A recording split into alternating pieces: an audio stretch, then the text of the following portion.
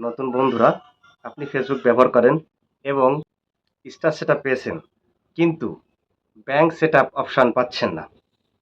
এতে চিন্তার কিছুই নেই। আপনার ফেসবুক অ্যাকাউন্টে $100 না হলে আপনি ব্যাংক সেটআপ করতে পারবেন না।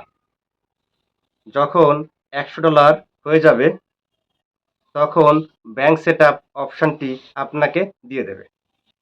আর যাদের ব্যাংক সেটআপটি চলে আসছে, তারা দ্রুত ব্যাংক সেটআপটি করে নিন।